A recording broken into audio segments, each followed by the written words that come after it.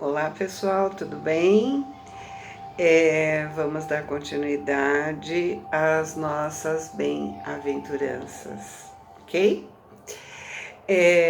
Bem-aventurados os limpos de coração, porque eles verão a Deus.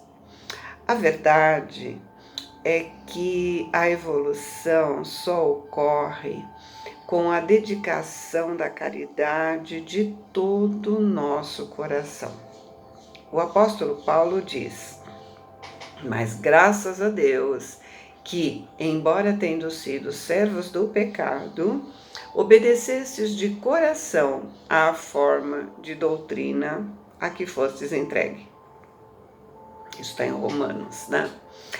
E ainda ele acrescenta: mas, como está escrito, as coisas que olhos não viram, nem ouvidos ouviram, nem penetraram o coração do homem, são as que Deus preparou para os que amam.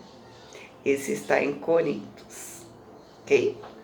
Santo Agostinho, em suas reflexões filosóficas e teológicas, ele diz que o coração tende a ser compreendido em um sentido metafórico, enquanto que a imagem da alma ou espírito na esfera mais existencial e mística de sua obra.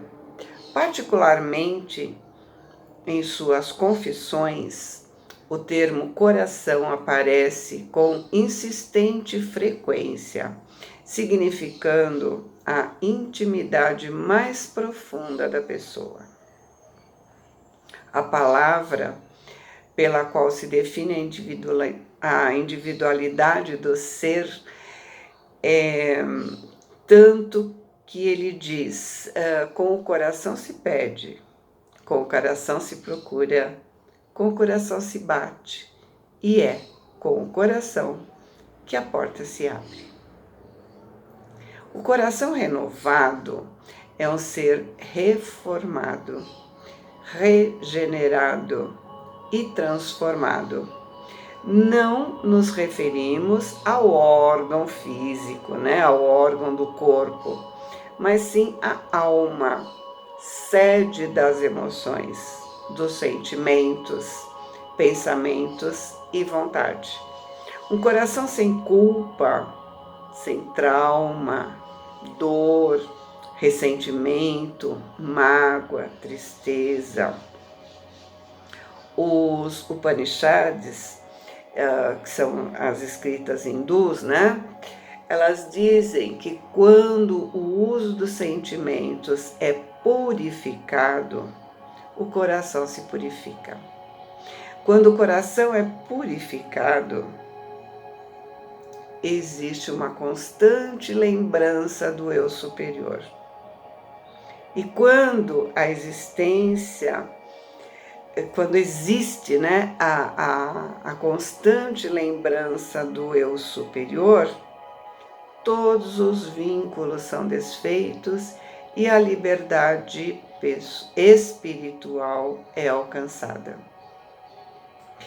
E o hinduísmo ainda diz: dentro da cidade de Brahman, que é o corpo, existe o coração. Dentro do coração existe uma pequena casa. E essa casa é como um lótus. Dentro dela mora aquilo que deve ser procurado, investigado e percebido. No Evangelho segundo o Espiritismo, no capítulo 8, no item 7, nós temos que a pureza de coração e a pureza de pensamentos caminham juntas. Só é puro de coração quem é puro de pensamentos. Se o pensamento é torpe, o coração não pode ser puro. Significa que a pureza reflexo de um sentimento purificado, teve seu nascedouro no pensamento puro.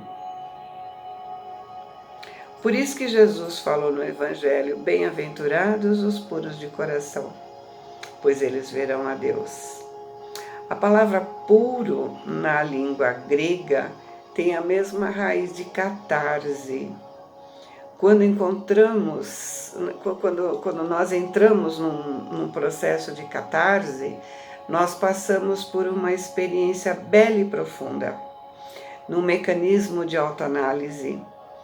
É como se fizéssemos uma faxina, limpando, removendo toda e qualquer pureza, toda e qualquer sujeira mental, né, impregnada nas nossas entranhas da alma. Para termos um coração puro, um coração purificado, pela reforma que regenera nosso modo de vida, mais do que um corpo puro, Jesus exige um coração puro, uma mente pura, liberta de escravidões. Por isso que ele dizia: não é aquilo que entra pela boca que mancha o homem, mas aquilo que sai dele. Porque é do coração que provém os maus pensamentos, os homicídios, os adultérios, as impurezas, os furtos, os falsos testemunhos, as calúnias, etc, etc, etc.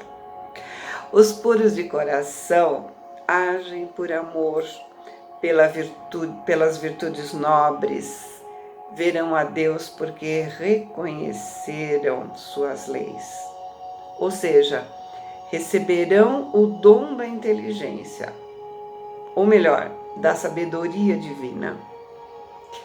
O coração, para muitas correntes espiritualistas, é tido como o centro da personalidade, sendo a sede dos afetos, das emoções e da boa vontade, criando o homem na sua totalidade. Jesus dizia que a pureza através da mansidão deveria fazer parte da rota que guia nossas vidas, começando em cada pequena atitude, como em nossos pensamentos, emoções, motivações, desejo, vontade. Do coração também processam todas as nossas dificuldades. O mestre dizia: porque o coração do coração procedem maus desígnios, homicídios, adultérios, prostituição, furtos, falsos testemunhos, blasfêmias, né? O meio ambiente pode nos influenciar quando a nossa alma é tendenciosa. Procedem também do coração todas as belezas, a justiça, a misericórdia, o amor e a caridade. O coração é fonte de nobreza altruísta. É luz que ilumina o desânimo, a descrença, a discórdia, a revolta, a frustração. O homem deve guardar no seu coração a pureza, a mansidão, a humildade, cultivando a prece e vigiando seu comportamento perante o próximo. O rei Davi orou: as palavras dos meus lábios e o meditar do meu coração sejam agradáveis à tua presença. Às vezes, vemos a prática de alguns comportamentos que parecem ser puros, mas no coração, essa pureza exterior pode ser apenas aparente, mascarando nossas verdadeiras intenções. Mas Deus não vê a aparência, e sim o coração. Jesus condenou a hipocrisia dos fariseus, que mantinham uma santidade exterior, mas eram impuros por dentro. Limpavam o exterior do corpo, mas havia muita sujeira dentro. Eram como sepulcros caiados. Os fariseus eram bons apenas na aparência. Lembra que a gente falou isso quando nós estudamos as várias agrupamentos, né? Nós falamos, eles por fora, eles são uma coisa, eles aparentam bondade, a crença deles é tudo da boca para fora, né? Não é no coração.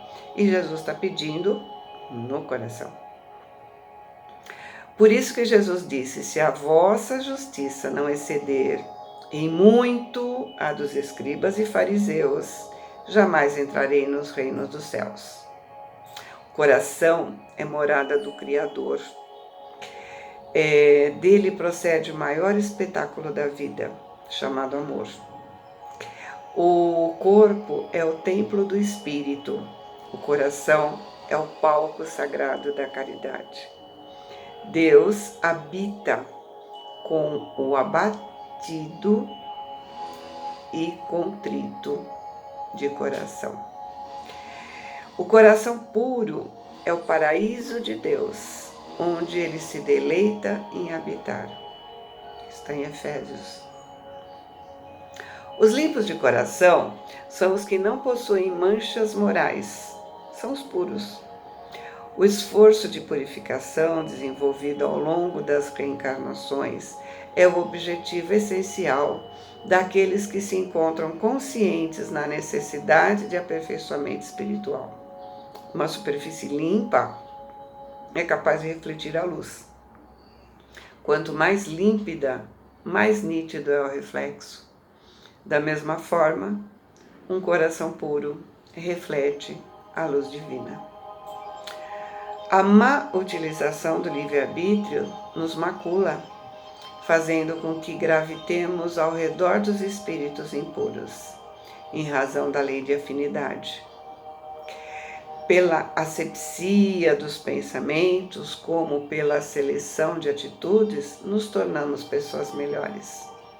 Um coração limpo é, no dizer do Evangelho, o sentimento destituído de maldade, capaz de perceber, sentir e operar no bem pela prática da caridade. Portanto, é importante se ajustar aos princípios evangélicos e espíritas, incorporando-os como regra de conduta. Um coração limpo reflete sempre a grandeza e a bondade do Criador. Resumindo, bem-aventurados os limpos de coração, que projetam a claridade de seus intentos puros sobre todas as situações e sobre todas as coisas, porque encontrarão a parte melhor da vida em todos os lugares, conseguindo penetrar a grandeza dos propósitos divinos. Certo?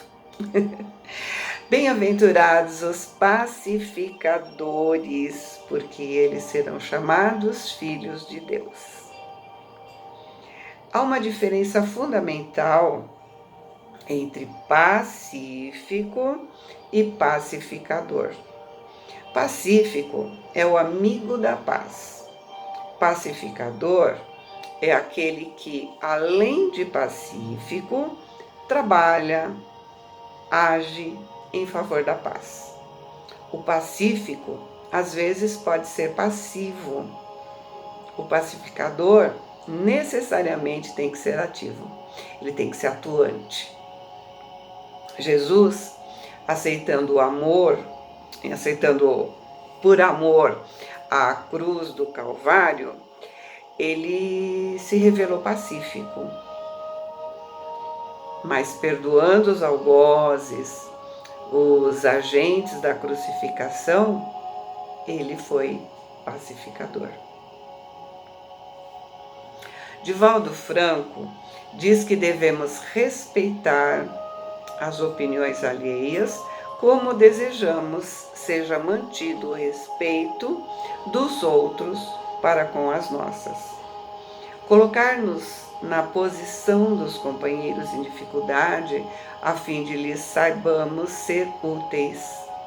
Calar referências impróprias ou destrutivas, reconhecer que nossas dores e provações não são diferentes daquelas que visitam o coração do próximo, consagrar-nos ao cumprimento das próprias obrigações, fazer de cada ocasião a melhor oportunidade de cooperar a benefício dos semelhantes, melhorar-nos através do trabalho e do estudo, seja onde for, cultivar o prazer de servir, semear o amor por toda parte, entre amigos e inimigos, jamais duvidar da vitória do bem. Buscando a consideração de pacificadores, guardemos a certeza de que a paz verdadeira não surge espontânea, de vez que é e será sempre fruto do esforço de cada um. Sabemos que Deus é Pai de todos nós, mas por orgulho ou por amor próprio, nem sempre o homem reconhece a paternidade divina. À medida, porém, que se estreitam os laços entre a criatura e o Criador, passamos a nos ver como irmãos. Tomamos consciência, assim, da posição de filhos de Deus. A pessoa que trabalha na redução de dificuldades e de discórdias produz paz e entendimento entre os homens. Reflete o pensamento divino no campo em que está posicionado, agindo como verdadeiro filho, ao honrar com todos os méritos o Pai de bondade e misericórdia. O trabalho de pacificação deve ser inspirado num profundo amor aos semelhantes, livre de amarras de sentimentalismo, desenvolvido por uma mentalidade esclarecida e equilibrada, que só se manifesta plenamente quando alicerçada na paz. Bem-aventurados os pacificadores que toleram sem mágoa os pequenos sacrifícios de cada dia, em favor da felicidade de todos, que nunca atiçam o incêndio da discórdia com a lenha da injúria ou da rebelião, porque serão considerados filhos obedientes de Deus. Agora, nesses dias, nós temos que ver muito isso, quanto que Deus está querendo que nós façamos essa bem-aventurança.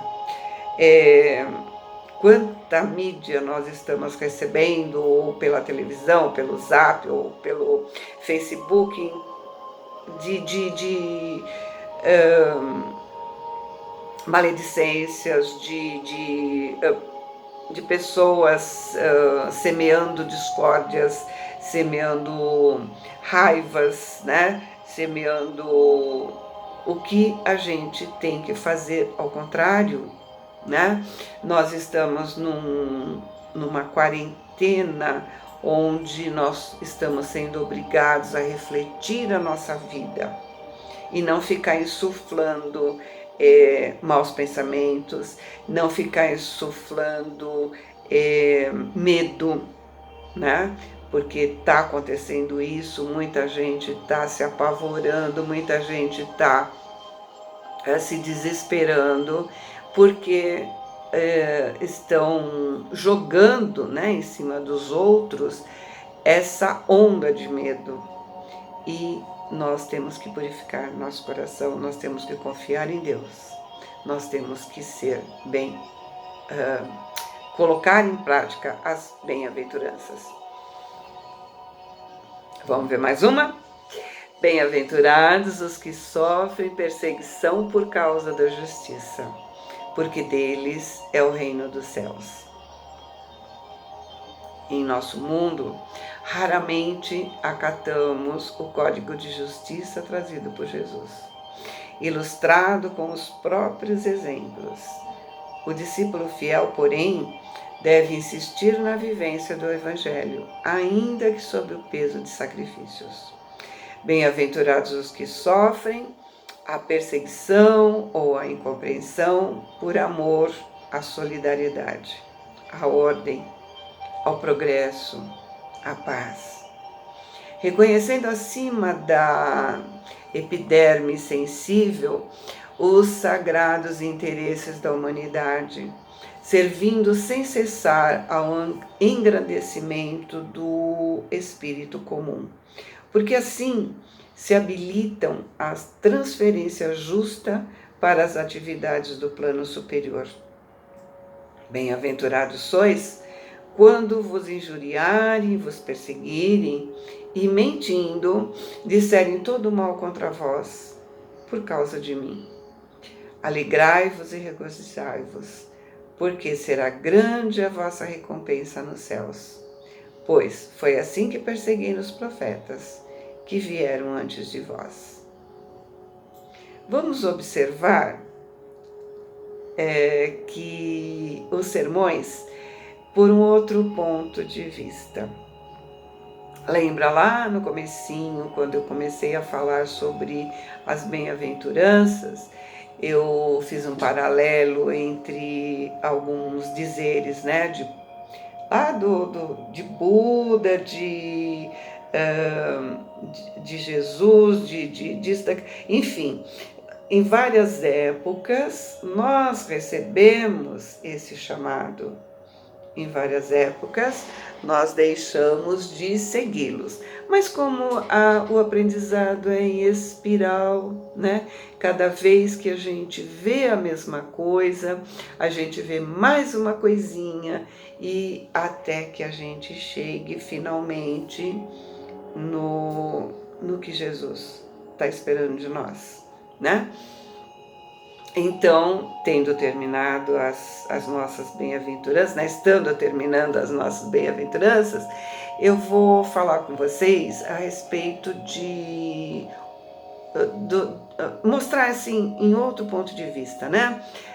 Jung, lembra o psiquiatra suíço? Ele foi muito feliz quando ele fez um paralelo entre os ensinamentos de Jesus e a psicologia. Vamos ver? Primeiro, bem-aventurados os pobres de espírito, porque deles é o reino dos céus. Felizes aqueles que têm consciência da sua pobreza espiritual e que buscam humildemente aquilo que necessitam. Bem-aventurados os que choram, porque serão consolados. Os que choram se encontram envolvidos num processo de crescimento.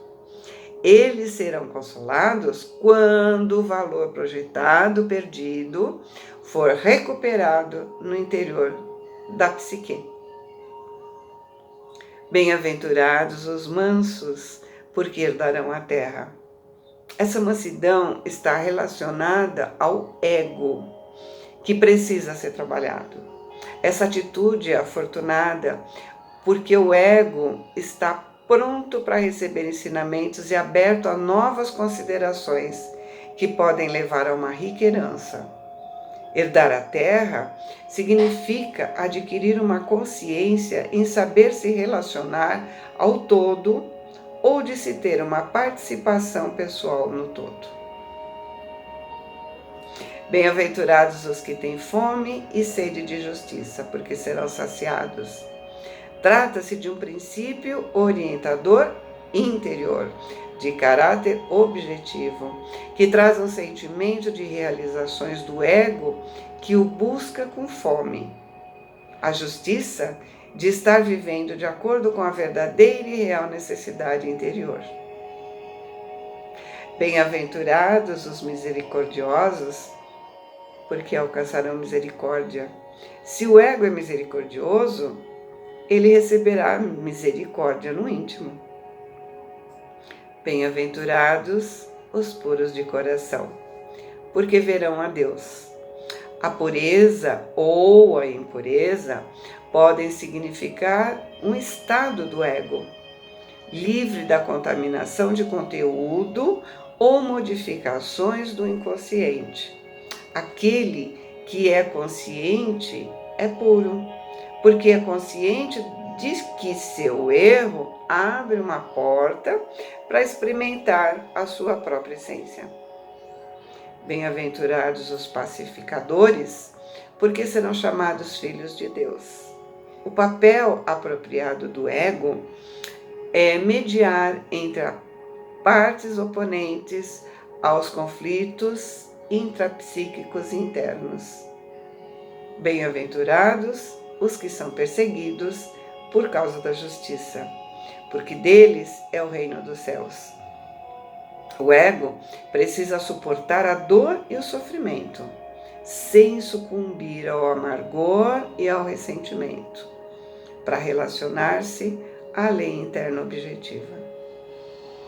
Jung nos mostra, através dessa correlação entre os ensinamentos de Jesus e a psique humana, que o principal ponto das bem-aventuranças, entendidas psicologicamente, é a exaltação do ego não inflado. Um ego humilde. E agora nós vamos falar um pouquinho da bem-aventurança doutrina, nossa doutrina. Cultivar as bem-aventuranças não é alçar exclamações de piedade nativa para o céu, lastimando os males do próximo com a boca e guardando os braços em repouso diante do sofrimento alheio, que nos convoca ao auxílio, à fraternidade, à cooperação. Bem-aventurados os que lutam e sofrem, que se agitam e trabalham na materialização do bem comum, porque todos aqueles que fazem da piedade o serviço constante do amor encontram realmente as portas abertas para o reino de Deus. Ok? Então, eu dou por finalizado o nosso estudo das bem-aventuranças. Vocês têm todos os filminhos, né? Os links, enfim. Dá para vocês verem mais de uma vez, tirar as dúvidas. Mais uma vez eu digo, gente, quiser comentar alguma coisa, quiser fazer alguma pergunta, alguma coisa que não ficou muito clara, fiquem à vontade, por favor.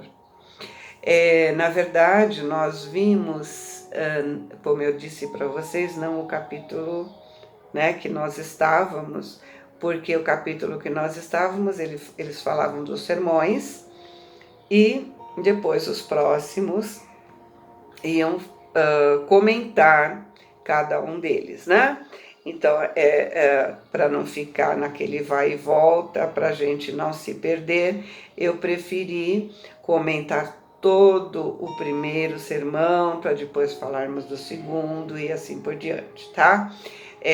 Alguma bem-aventurança eu acho que vocês nem vão achar no livro de vocês, porque dá no livro 2, lembra que eu falei que existe o Aprendizes 1 e o 2. Como aqui no lar nós não temos o 2, né? Então, lembra, eu falei, né, no começo, ou quando precisar, qualquer coisa, eu vou enxertar os ensinamentos do 2 no 1, para que a gente possa ter alguma coisa assim mais completa. O 2, ele fala muito das parábolas, e é super interessante a gente ver as parábolas, né? Quem sabe, como a gente não parou, nós estamos vendo como se nós estivéssemos em aula, né? Pode ser até que a gente consiga ver alguma, pode sobrar um tempinho para a gente ver alguma, tá certo? Então tá. Próxima semana, então, a gente vai começar a falar de outra bem-aventurança, não chega de bem-aventurança, de outro sermão, ok? Então é isso. Beijos e boa semana. Amo vocês.